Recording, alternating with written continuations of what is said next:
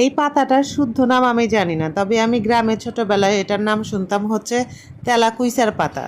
কেউ যদি এটার শুদ্ধ নাম জেনে থাকেন তাহলে হচ্ছে আমাকে কমেন্ট করে জানাবেন। আর এই পাতাটার কিন্তু অনেক গুণ আছে। অনেকের হচ্ছে যাদের টাক মাথায় চুল হয় না তাদেরও হচ্ছে মাথায় দেয়, আবার যাদের মাথা গরম তাদেরও নাকি মাথায় এটা বেটে দিলে হচ্ছে মাথা ঠান্ডা হয়।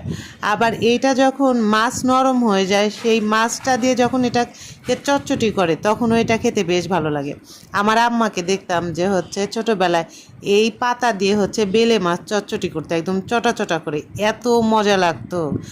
আর এটা হচ্ছে আমাদের বাড়ির পেছনেই হয়তো, একদম ক্লিন পরিষ্কার জায়গা, এটা নাকি নোংরা জায়গায় হয় না।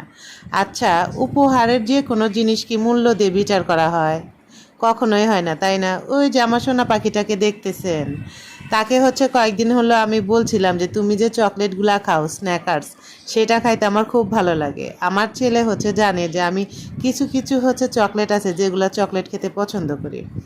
তো ছেলে আবার কি করছে, প্রাইভেট থেকে ফিরে আসার পথে হচ্ছে তার জমানো টাকা থেকে সে আমার জন্য একটা চকলেট কিনে আনছে। সে জানে যে আমি আমার টাকা খরচ করে কখনো একটা চকলেটও কিনে খাবো না। দেখে তো আমার ভীষণ আনন্দ হলো। আলহামদুলিল্লাহ, মাশাল্লাহ, সবাই আমার ছেলের জন্য দোয়া করবেন। আসলে চকলেটটার দাম যতই হোক না কেন আর যত সস্তাই হোক না কেন, ছেলের যে ভালোবাসাটা, এটা আসলে কখনো কোনো কিছু দিয়ে বিচার করা যায় না।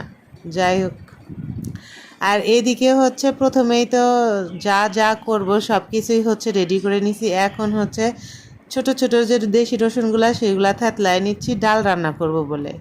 আজকে কি হয়েছে জানেন, সব কিছুই হচ্ছে গন্ডগোল হয়েছে। আমি ডাল রান্না করতে নিয়ে কাঁচামরিচগুলো সাদা ছোট ছোট, তো ভাবছি যে লবণ দিয়ে পরে হচ্ছে মরিচটা দিয়ে দিব, কিন্তু আমার একটুকু মনে নাই যে হচ্ছে লবণ কি কাঁচামরিচ দিব।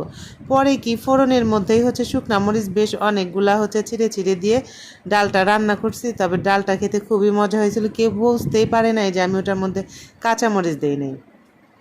আর আমার ছেলের কাছে, ছেলের বাপের কাছে ডাল হলে আর কোনো কিছু চাই না। সাথে তো রয়েছে কালো জিরা। কালো জিরা হলো আমার ছেলের সবচেয়ে ফেভারিট। ওই যে সাদা মরিচগুলা ছোট ছোট, ওইগুলা মরিচ মাঝখান দিয়ে চিড়ে দিতে হবে দেখে আমি ভাবলাম যে একটু পরে দেই, এমনিতেই ছোটো চট করে হচ্ছে সিদ্ধ হয়ে যাবে। পরে আমি যে আর দেই নাই। যাক, এখন হচ্ছে কালো জিরা ভাজা শেষ। কালো জিরা ভাজার পরে ওই কড়াইটার মধ্যেই আমি আবার মরিচ টরিচ সব ভেজে নিচ্ছি। আগেই হচ্ছে শুকনা মরিচটা ভেজে নিছি, কাঁচা মরিচটা হচ্ছে আলাদা করে ভাজতেছি। তো আজকে হচ্ছে আমি আর বাটাবাটি করতেছি না, আজকে হচ্ছে আমাদের নতুন যে একটা ম্যাডাম আসছে সেই হচ্ছে বাটাবাটি করতেছে। আর একদম লাস্টে হচ্ছে আলু ভর্তা করতেছি। আজকে আলুগুলা হচ্ছে আমি আলাদা কোনো পাত্রে